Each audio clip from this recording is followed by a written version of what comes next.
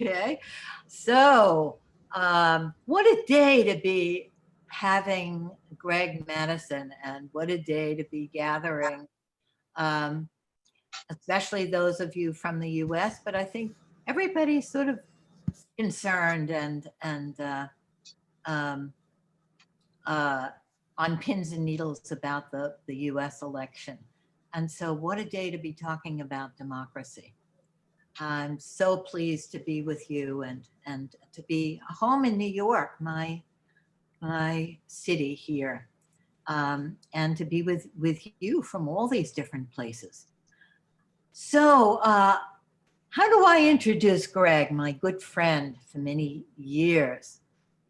Greg is a beloved, focusing teacher, existentialist, writer, um, activist.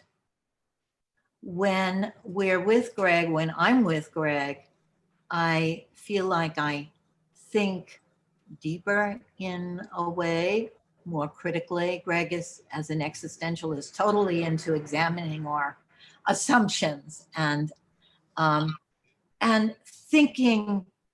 I would say that Greg thinks rebelliously, independently, and tenaciously and passionately. Um, I'm not only my best self, like Melinda is, my better self, I'm a more devilish self when I'm with Greg. Greg is an activist who is a troublemaker in the best sense, the sort of John Lewis sense, and in many senses of the word. And oh my, Greg and I have had wonderful times together with his devilishness that brings out the devilishness in me. At one focusing conference, he put this big sparkling cowboy hat that Joan Klagsburn had gotten on my head and wanted me to wear it through the conference, which I did. And I was playing cowboy with him. We also love to argue about theory. I'm a theory person, and Greg thinks that we should examine all theory and look at it very suspiciously. But I think he's giving us a theory this morning.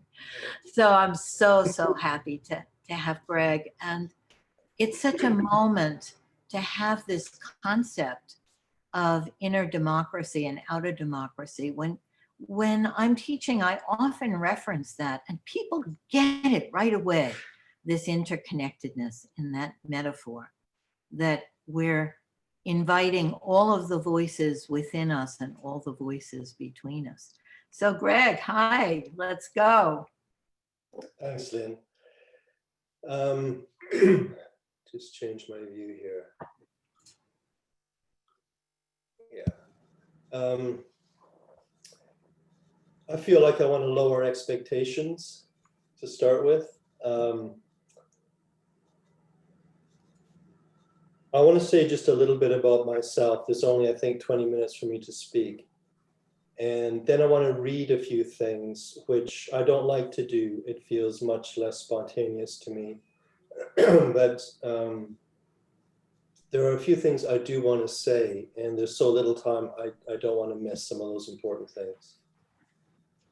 But just to say where I come from on this topic, originally back in the early 1980s at university, I became very involved in left-wing groups, progressive politics, the communists, the Trotskyists, all of those people. But I never joined any of the parties. I only participated and got hauled out of offices by the police, that sort of thing, without fully ever joining up. Because there's another side of me that was met much more by existential philosophy, phenomenology, which was quite radically individual and wanted to question everything, and it wanted everything to remain open to continual development and process. And some of the left-wing groups I was involved with were too collectivist. And it's almost like you had to buy the whole package in order to belong. And I just could not do that ever. So I had this split where I wanted to have some kind of social conscience and impact potentially without losing the deepest sense of myself and the fact that I exist and the fact that I will die and the fact that somehow I have to make a life as long as I'm alive. I wanted somehow to bring together the concerns, my political, social concerns, with a deep sense of self and self-questioning. And the one thing that seemed to bring those two things together was focusing. Because focusing allowed me to bring to myself a radical, open, inclusive attitude where every aspect of myself was important. Within myself, there was never a majority rule. Within myself, you would never take a vote. Within myself, the strongest voice, even a bullying voice, could never shout down the weakest, most scared part of me. Everything needed to be accepted.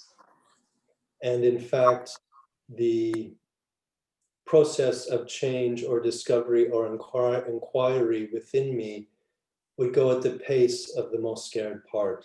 So that could never be ruled out and somehow voted out of existence.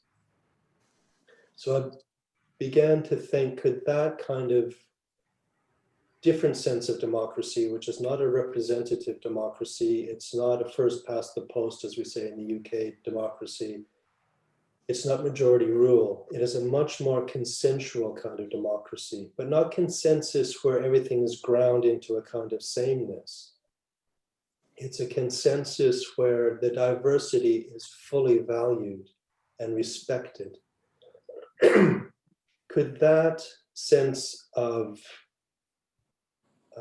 individual community or atmosphere also come out into the world? Could I have relationships based upon that? Could I be in organizations that worked that way? Is it possible that an institution of some kind could actually work on the same principles that I find inside of myself if I do something like focusing? So that was my question. And here's where I want to read just a few different things. Some of the terms for this is experiential democracy. I don't want to use just one term because I don't want it to become something that's glibly kind of talked about and the essence of it is lost. So if I use many terms, then you know that all of these terms simply point towards something. It's the something it points towards that I'm most passionate about. So one term is experiential democracy. Another term is inner democracy, which I think focusing provides us with a kind of inner democracy, a kind of inner community where there's no majority rule. Another term is slow democracy. Another term is embodied democracy. Another term is social focusing. And another term is inner activism.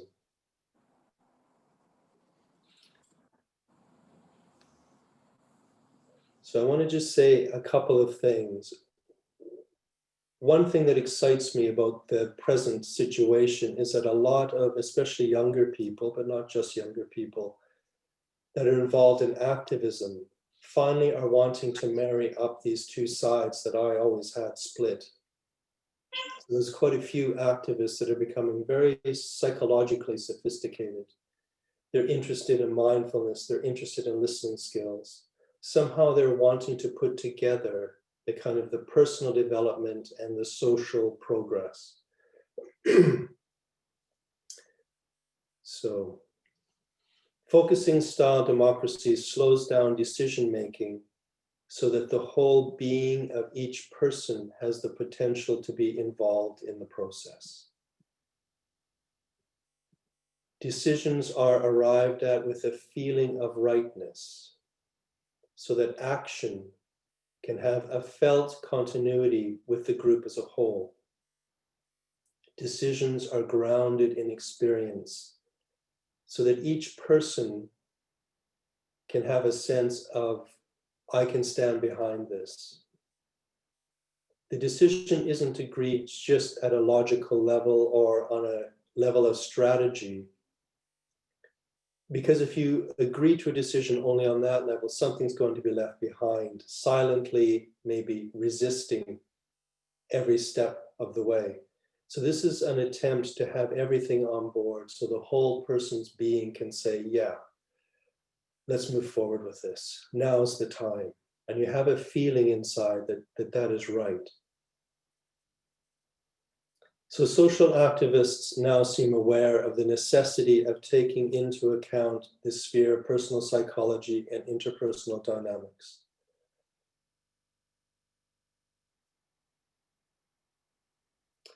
For me, it has always been crucial that the process of change, this is important to me, remains consistent with the ethical principles that motivate the change. Too often, the method and the intention are inconsistent. So this is an attempt to have a real continuity, a real consistency from the inside all the way out. So that we want a better world by modeling it. And that focusing helps with this. The gentle respect and primacy of a deep listening process makes focusing compatible with efforts to humanize society. Because as a practice, focusing already is that care for humanity. So there's a consistency there that I think is very important. And I would say that any attempt to replace one ideology with another ideology is no longer radical enough. We need to replace ideology with process.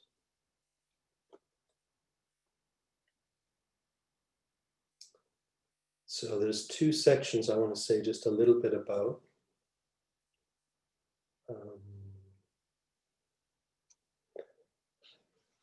So the first section is called "The Person is Already Their Own Democratic Community." So I would describe an individual person as a generative community, not a unified oneness. At any time, we have all various parts of ourselves. For example, parts that feel vulnerable, courageous parts, parts that resist, parts that feel insecure, aspects of ourselves that are ashamed or have been cast out into exile, aspects of ourselves that are manipulative, critical, defensive. Each part, and I would say they're temporarily generated by our living situations, these parts, they aren't set parts. But each part is welcomed back with equality. A person is a democracy when she or he can openly listen to, not necessarily agree with, all parts of her or himself with equality and compassion. So my question is, can't this attitude in the inner world roll out in a continuous expansion to the largest human gatherings? Embodied democracy values the process of listening to oneself and to each other in a way that feelings and opinions begin to naturally loosen and shift. It's the opposite of attempts to achieve agreement through the pressure to conform, subtle group oppression, rejection, attempts to compel, convince, control, or cajole, rather than listen carefully for the wisdom contained within each person in the group and within each part of each person. It is incredibly rare, in my experience, for us to actually listen without trying to convince in some way. In focusing, we know that doesn't work. So why would with another person would we think that works? In every decision, opinion, and thought, there is feeling. Even if the rational decision is correct, feelings need to be listened to, or the decision will be half-hearted. We will leave some people behind, or the action will never even be carried out. A feature of this kind of democracy is that it asks us to be open with ourselves and with other people, to momentarily put down our presumptions, our technology, our project, our organization, our mission, so that for a moment we can directly contact ourselves and another person. Can we put this personal contact first before anything else? That's one of the most fundamental questions. And I would say we don't want to mediate the connection with another person through some abstract ideology. We don't want to reduce the person to only their point of view on something. So the second section is just what is embodied democracy, or whatever you want to call it. Embodied democracy is first of all process-based. It is responsive, not a one-time act of voting. It does not set anything in stone. Decisions can be revisited, voting can happen more than once. It does not impose upon the fluid feeling process of each person. That's primary. It is a continuous process of felt sensing that first of all requires a kind of inner democracy, where there is no dictatorship of the I, no self-imposed concepts or outcomes, no hijacking by one part of the whole system, so the rest of the person has to just tag along, silenced and subjected. From the atmosphere of radical acceptance of one's own body process that we do in focusing and probably many other processes, could we continue this inner democracy out towards others through deep listening? In this kind of democracy, listening is the basic act, not voting. Can we treat each part of another person with the same equality and respect that we try to treat each part of ourselves? Parts of a person can contradict, and we don't impose some kind of resolution.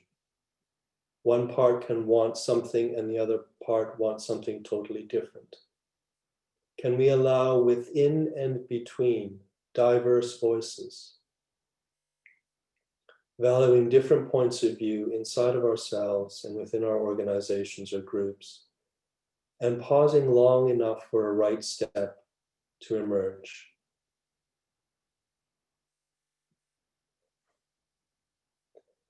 Why should the radical acceptance and listening stance of focusing artificially end at me? Why should I bring that stance only to myself? Could it continue right from within my body out into my organizations, communities, and even further? It's a totally different form of democracy I'm talking about. There's no level of organization where we default to a dictatorship of the majority, or accept that some expert's voice decides the matter without even hearing from the average person. It's a living democracy that never stops reopening concepts and roles and structures that often become subtly rigid and thus enslave the very life they were created to serve. So this continuous democracy always comes from the individual, whatever an individual is. Individual as a fluid and diverse community, not as some unified oneness. And this is a short quote from Jean Gendlin. And I'm almost finished. This is from 1987, from a paper I don't remember the title of. But here, Gendlin says, a genuinely political self-experience is possible. Our deepest self-responding also has political dimensions. There is a way to move from the merely inner psychology of self to a self-understanding within the larger system. We can learn from how the women's movement moved from what seemed to be only psychological issues to politically understood issues. The inner was never just inner. When you consider it inner, you keep the tension within yourself and cut the experience off from the social change that it implies. So then I have just a question. If you're a focuser, you might have this question. Can we upscale focusing? Because we often think of it as an individual process. I'm assuming that the focusing process can be a model for group functioning. I suggest that how we organize within our social and political communities can be an extension of the focusing process that we know individually and from partnerships. If for some reason we can't upscale focusing to these more social levels, why not? At what point does the bodily process break down as a guide to organizing? Or at what point do we lose faith in focusing and reach for conventional forms of organizing?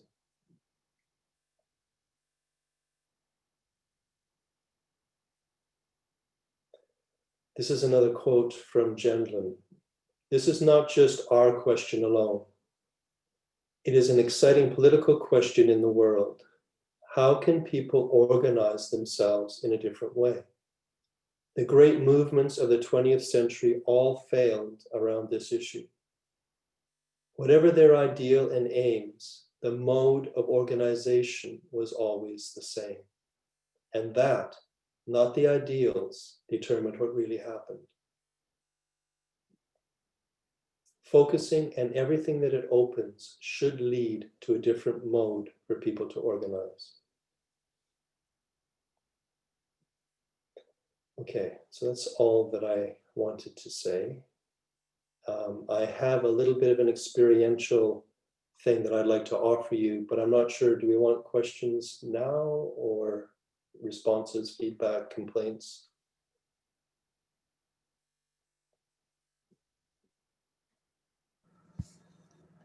Oh.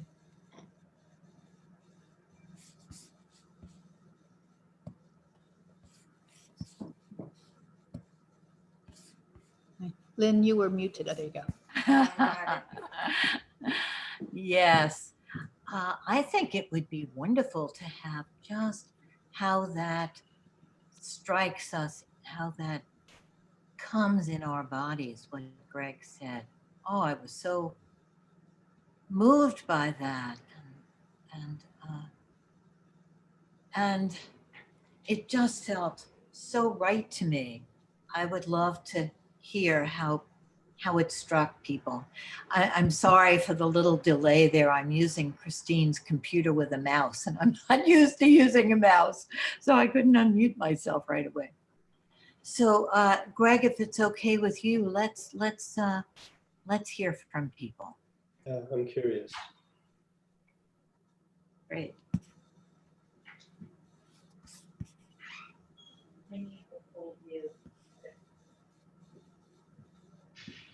This is June.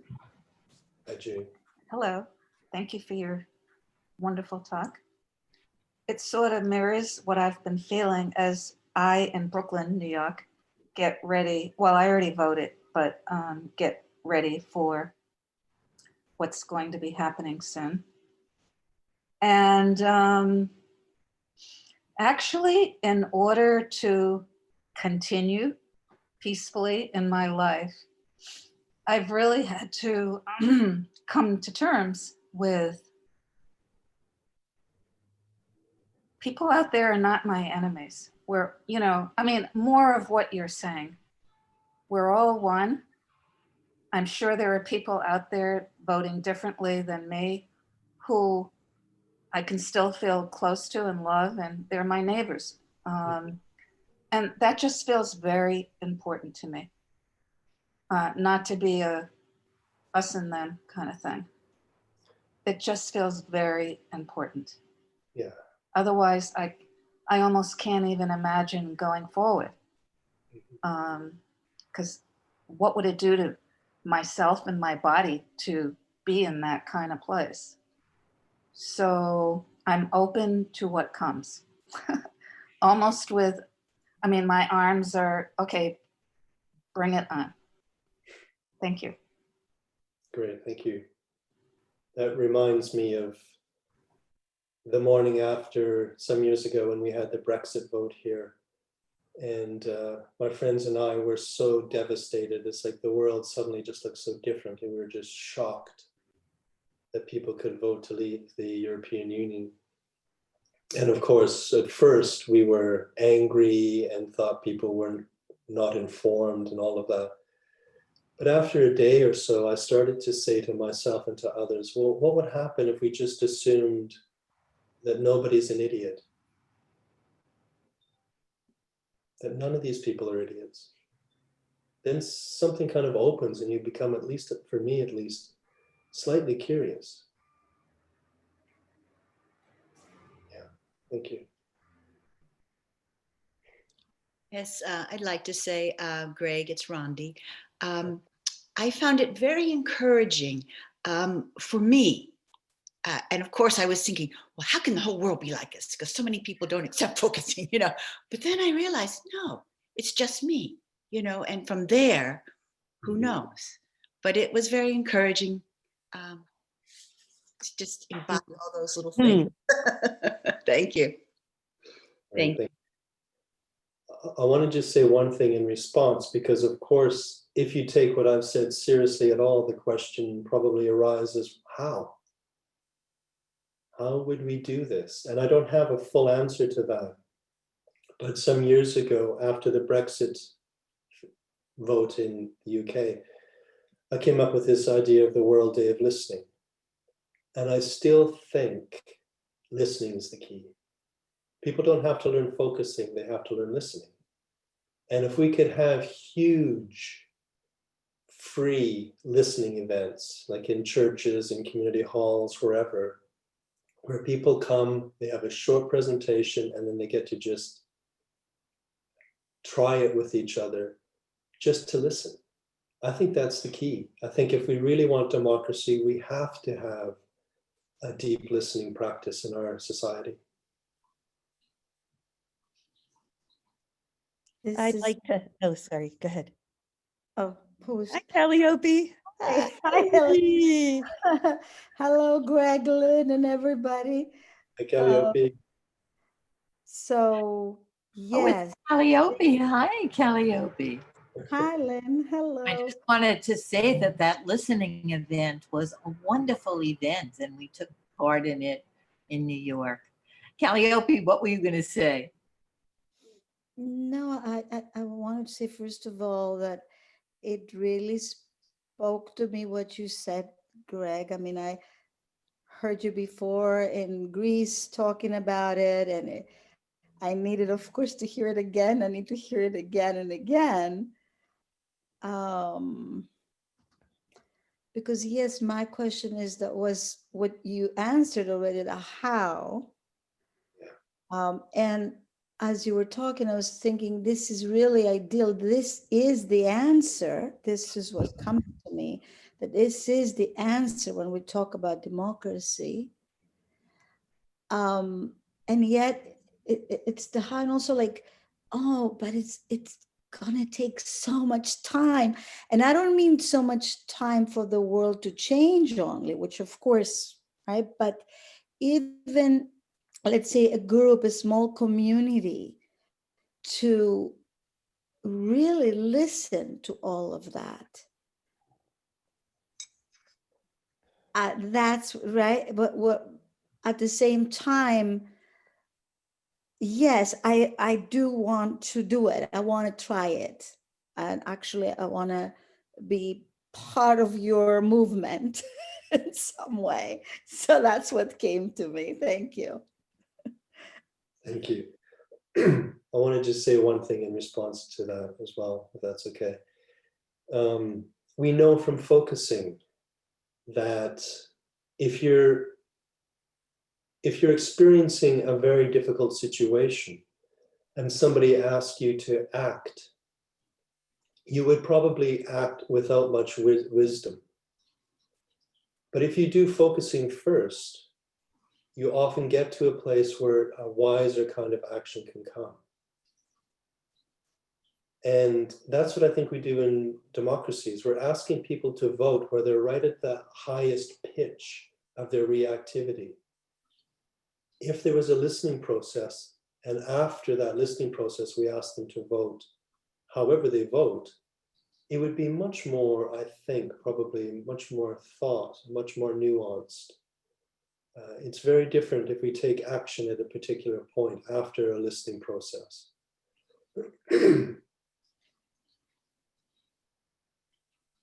I'd like to reflect a little bit, Greg, I think, on what you said about the listening. Being from Ireland and our own peace process, and the immense giftedness of Senator George Mitchell and his capacity to listen to all sides and all dimensions of every part of the communities in Northern Ireland, together with the governments working in that way, created a peace that we initially had no idea would form, and it meant all sides were heard, but all sides had to shift their positions. But it went on for such a length that people actually were almost tired of, how is this man holding all this together? And he would always said, I needed to listen deeply to all sides and reflect it back deeply to each community, each sets of leaders, for them, and to invite them to listen deeply to the other side and see, can we find a way forward? And I think listening is the key to that, where because of that, children in North and South are now growing up without hearing of violence and troubles. And to the extent of when I was growing up in my country, it was always on the news about violence and deaths and explosions and bombings. And it came from that deep capacity of people to listen and keep challenging as well people's paradigms, people's places, people's thoughts, people's sense of things. And I think that is the doorway. Mm-hmm. And no part of either community was rejected. Every part was valued to try and come up with a solution, even if it was torturous and went on for years in that process. But an end result came as a result of it. Yeah, thank you. I love that. And that's almost like taking the whole nation as the body, and each part of the community is a part of the body. Yeah. Ireland's a great example of that. And also in your referendum, there's a lot of working together. I'd like to, hi, Greg.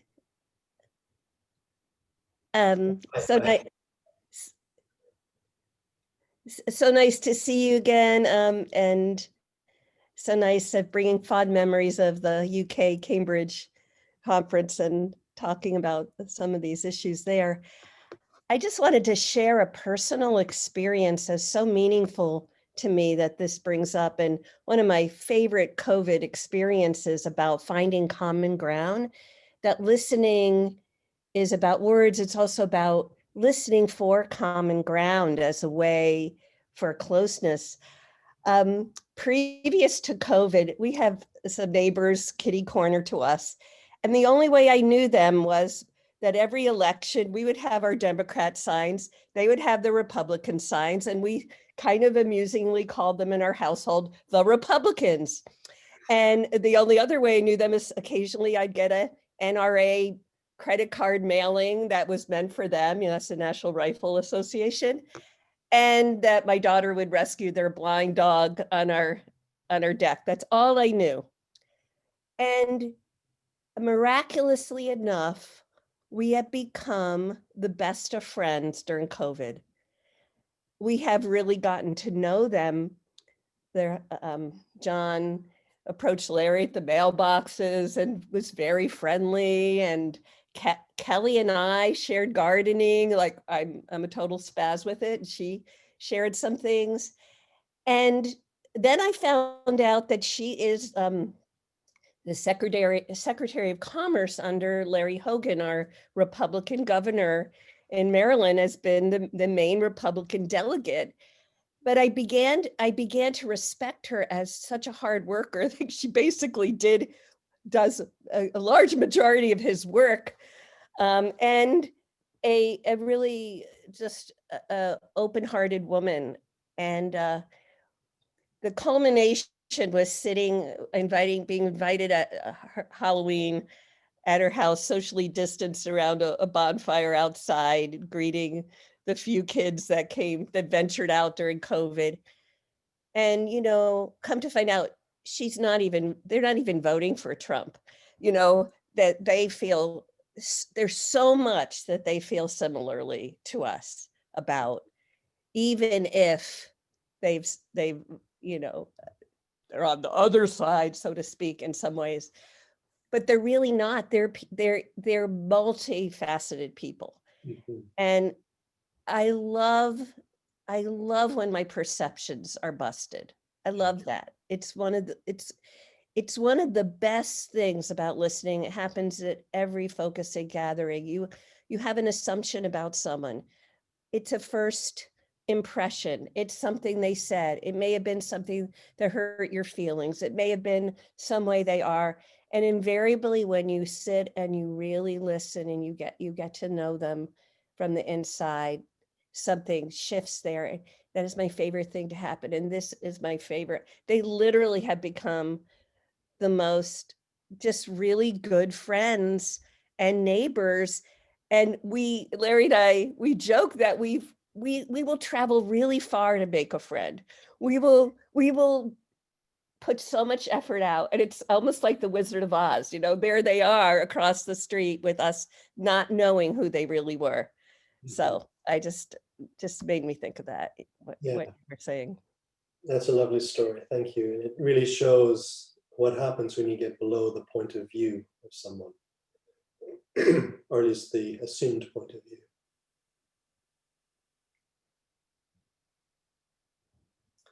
Do we have a few more minutes for one more person? Yes, we do. Okay. Can I say something? Hi, it's Beth Mahler. Hi, Beth. Hi, Beth.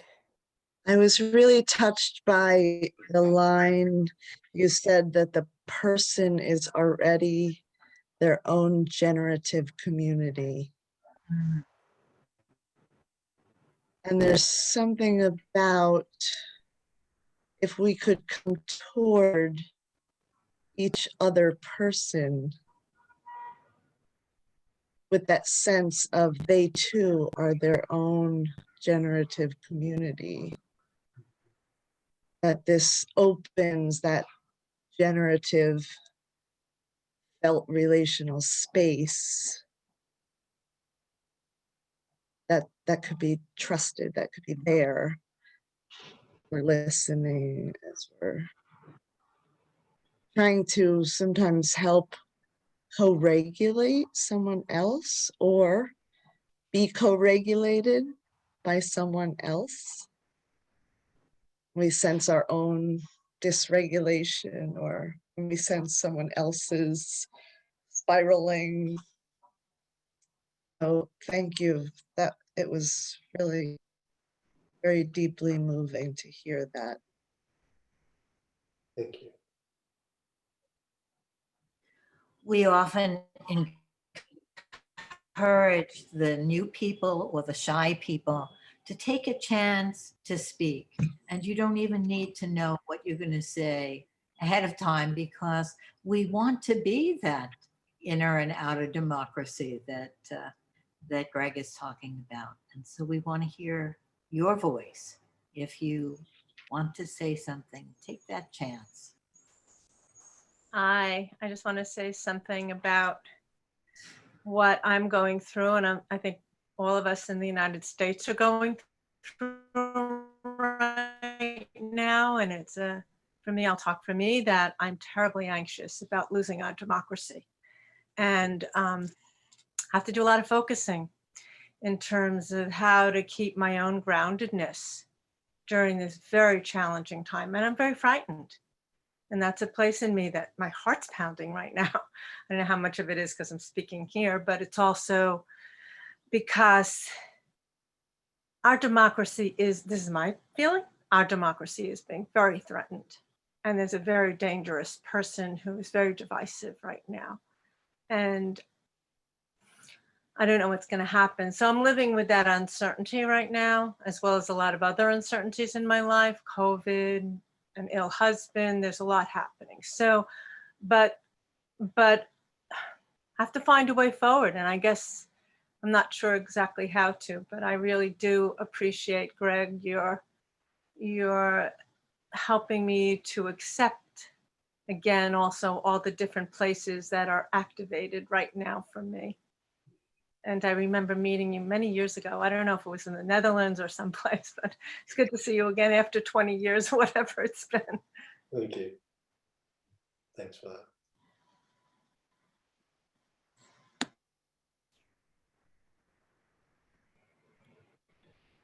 That might be a good sharing for us to go into the experiential part that you had in mind, Greg.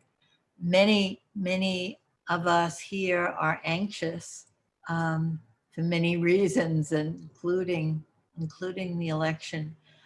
But I wanted to say that when you started speaking, Greg, all of that anxiety sort of settled for me. And although this inner democracy takes time, in a way, it just takes a moment. It takes a moment to settle there. And it takes a moment, in a way, to create the kind of culture that we want to live in. It took Greg a very short time to make for us a culture that, for me, was a real relational home. And that's very heartening for me. So do you think this is a good, or do you want to hear from another person? I think it's a good time, and then hopefully there'll be a bit of time afterwards. Oh yeah, at 9:30. Yeah. Okay. What I wanted to suggest is something very simple. And my understanding of the format is I could invite you through this kind of self-reflection, and then you would go into small groups and have an opportunity to discuss it any way you want, and take a break if you want to, and then we come back to the main group for the last few minutes. Is that right, Lynn? Yeah. Okay. Yes, we'll come back at 9:30. We need to make sure that if you need to leave, that you do it before Christine gives us our breakout groups. Okay. Okay, so this experiential time will only take 5 minutes or so. It's brief, it's simple. What I would encourage you to do to start with is just get comfortable wherever you're sitting. Just relax down into yourself a little bit.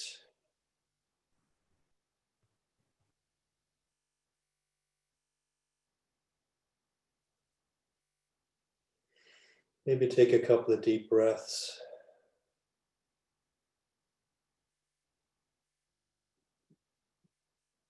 Just kind of let your weight down a bit.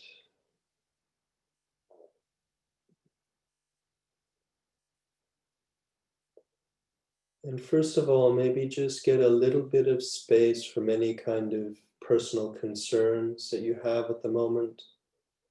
You could just acknowledge if there's things there, and then maybe just set them to one side just for 5 minutes. You could always go back to them. Just giving yourself a little bit of space to live from for the next few minutes.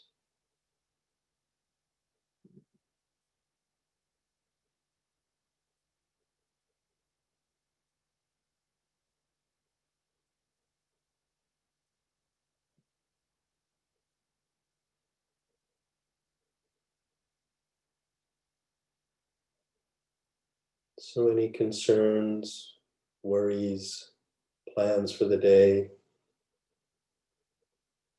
excitement, just to acknowledge it's there and gently just let it be set down beside you someplace. So there's a little bit of space on the inside.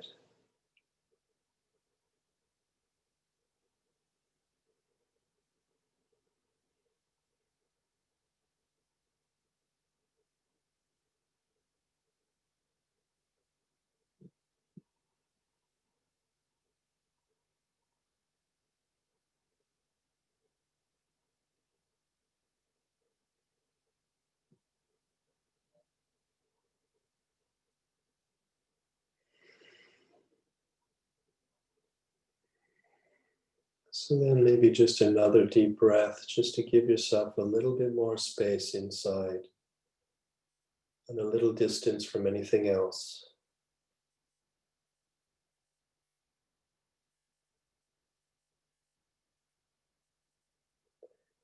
And then when you're ready, I would like to invite you to just imagine a kind of democracy that you would really love to be a part of.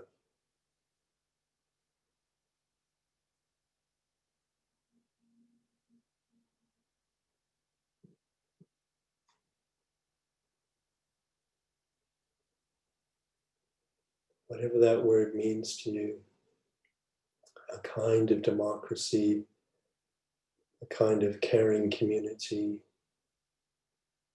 a kind of an equal neighborhood. Whatever it is to you, some kind of a democracy that you would really love to be a part of.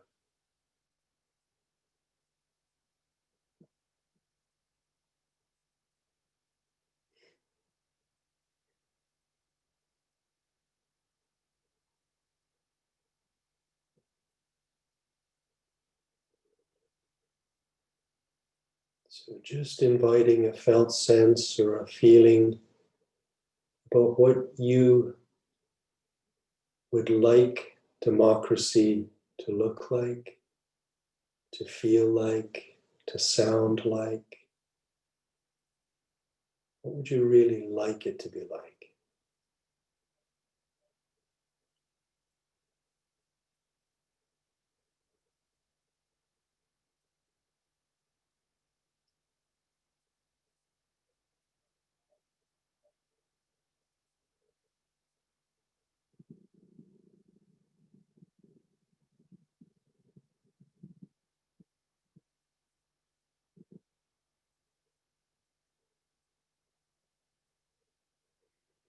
So again, just asking down inside of your body, what would I really like democracy to be like?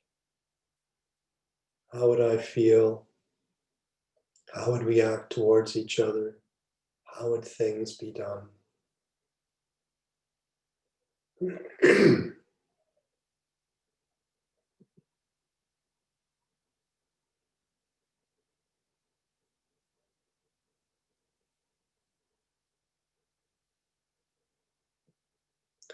If you just imagine that for a moment longer, maybe see if you can sense, how would it feel to be me living within that kind of community? What would it feel like to be me living in that kind of a world? What parts of me would shine? What would come alive in me?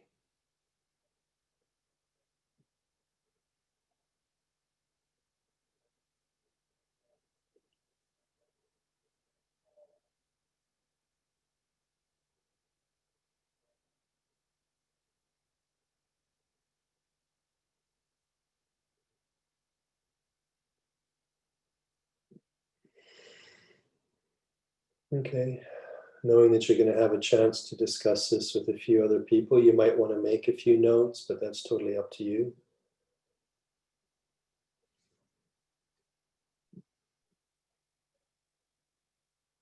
And now if Christine could put us into breakout rooms.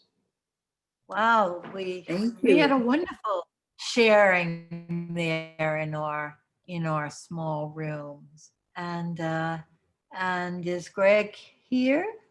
I don't see I'm here. Greg yet. There he is. Greg, shall we just hear from everybody what their experience was? I mean, it was wonderful hearing in a small group what was there for people. I took what Ayana said about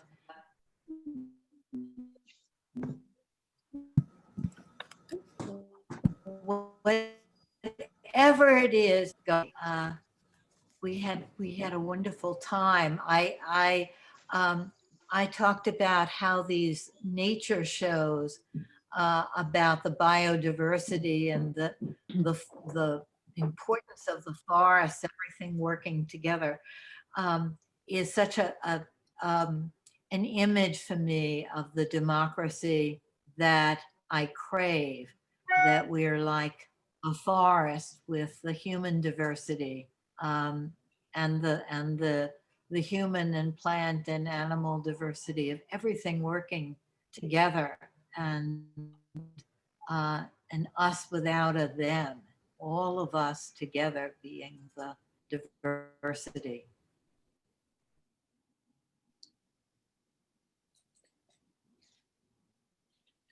Anybody wants there? Are you in a small, Greg? Sorry, I didn't catch that.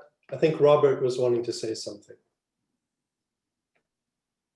Yeah, I think what I want to share, something that you said, Craig, that also came up in our group as something that really spoke to us, was that replacing ideology with process.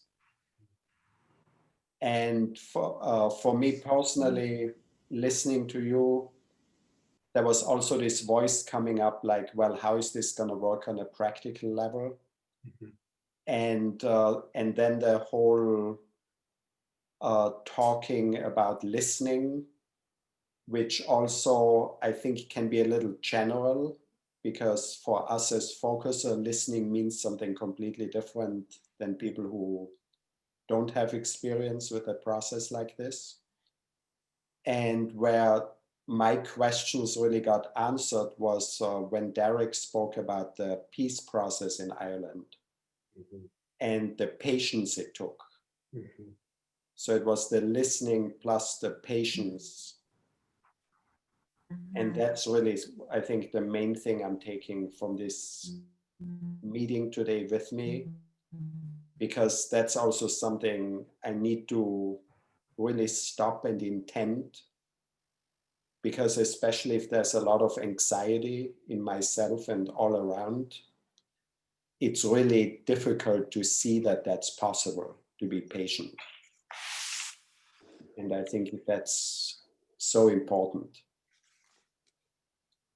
So thank you. Yes, thank you. That's really good points. I think in terms of the practical, if any of you have seen the film on Netflix called The Social Dilemma, I think it's called. Yeah, then you have probably had a horrifying insight into how Facebook perhaps accidentally has really facilitated a very divisive kind of split in Western democracies, at least. But the other side of that is that there are now apps that a lot of people have developed in the last 5 or 6 years, at least, that enable voting. They're voting apps that every citizen potentially could have, that you could vote on every little, if you wanted to, every line of the budget of your city or something. And the apps don't just allow voting, they allow you to express an opinion, they allow your opinion to be upvoted or downvoted, they allow you to transfer your vote to somebody else who you think is an expert in a particular area, at least as long as they are doing something you agree with. they're quite sophisticated, and it actually means that much more sophisticated personal processes could actually be upscaled.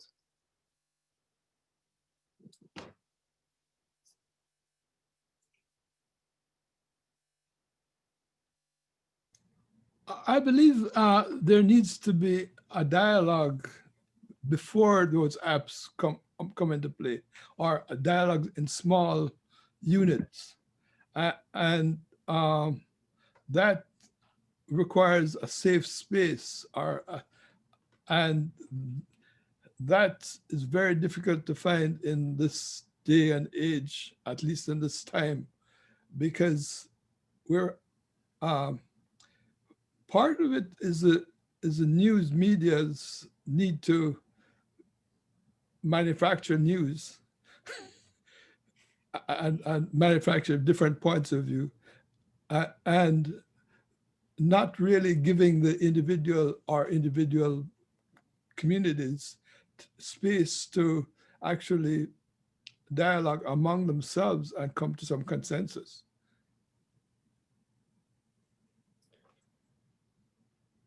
Yeah.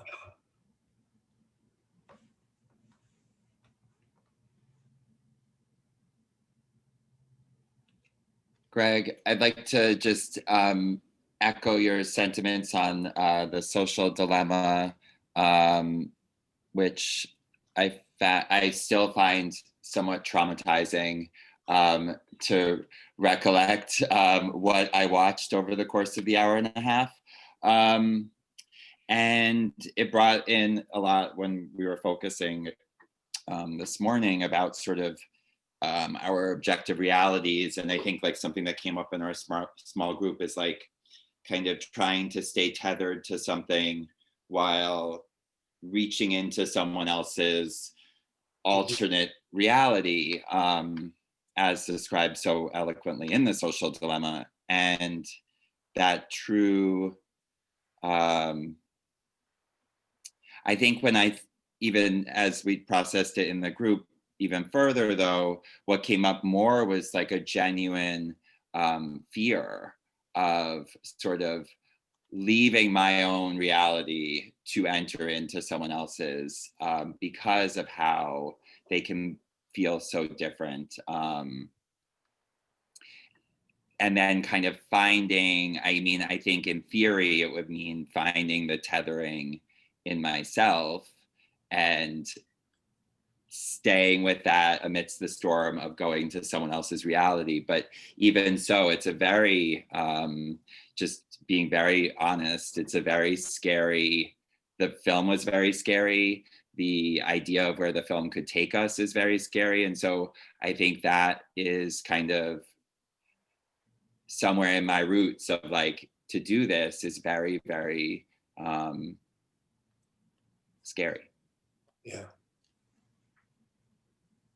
If I could just say something back, I don't think this was your main point, but just about listening. I think that in order to really deeply listen to another person, you have to give yourself up in a way. Mm. And you really do have to allow yourself to fully as possible, experience that person's life. And that can be scary because I think we can worry, if I do that, I might never find my way back. I might lose what I think. And I think in my experience, what happens is I can very quickly have that, if I use your word tethering, that kind of tethering back to myself. But what I find is a self that's been changed already in the process. I wouldn't express myself the way I would have 20 minutes earlier. Something has changed. And I think perhaps there's something in this kind of listening, deep listening to our fellow citizens that we have to allow ourselves to be changed.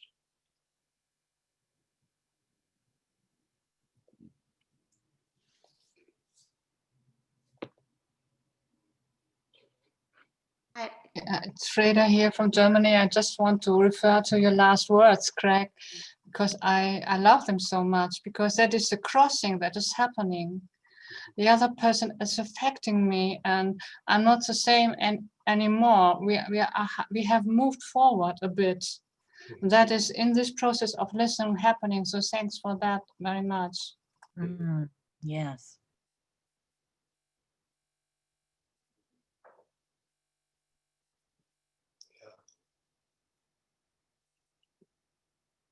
Rachel, you're muted. Okay, sorry. What I was going to ask about and sort of share is that there's a parallel I find between an outer democracy, a democracy with others, and what that means, and not just the courage that it takes, but that real fear that you're pointing to, Greg, and the last people who shared. There's something about that I'll be swallowed up by. It's fine to be democratic with people who are all following a process or are safe, but to really say, come sit at the table, let's have a nice democrat, let's hear from everyone. If someone in there is, and again, this is both internal and external in terms of democracy, someone in there might be wielding a rifle, not literally, but more something that could be attacking my ability to return to some self, or could overtake myself, and I will be aggressed against or harmed. There's a real fear of that. And I felt it certainly in this political climate, where to really be able to be the sort of interaction where I could be curious and listen. There's such a risk of being aggressed against, and not knowing sort of what I need to be in order to kind of overcome that fear, or be kind of Taoist enough where someone's aggression doesn't do me any permanent harm, or mostly that I couldn't find my way back to some organized self if I'm that open and listening in a dialogue, and kind of taking that risk. So I guess the question is, what needs to be developed in me, or in each of us, to have that ability to engage, or to welcome all the parts, to welcome all the different viewpoints, and sort of trust that it's safe to do so in a way. Mm-hmm. I think that's a good point. I would say we're already in that situation anyway. Listening doesn't make it worse. And I guess I mean, it is a very important point. But I suspect this kind of a process that I'm talking about, it starts with people who are willing to be a part of the process. And maybe eventually it expands out to people who are less willing, initially at least, to be a part of this kind of a process. The other thing that it makes me think of is the important difference between listening to someone and agreeing with them. That listening to someone and just acknowledging, sometimes that actually adds to a sense of safety. If you can acknowledge within yourself your inner assassin, it creates a little bit of space around that. And sometimes that might be useful with another person, but I don't think that's the whole answer. I think you're raising an important point. Yeah, I think that's a place for us to end today, with the question about what does it take to both be tethered to yourself, to a deeper you, and to give yourself up, and to really enter the world of the other, or the world of another part of oneself. And I think the direction, Greg, of that the deep listening is a protection. is a way, and there's a lot more, as you're saying, Greg, to explore about this. What about aggression? What about the fear of being taken over by a part or by a political climate, or by Facebook? You know, how do we manage that? So I think it's good to end with a deep question, you know, as we've explored some basic foundation of that deep listening. Greg, it's been so wonderful to have you with us. I really think I speak for everybody in really appreciating, you know, what you said and given us, and everybody's contribution to it. And I think we're going to end with a poem from Derek, Just and we'll see you next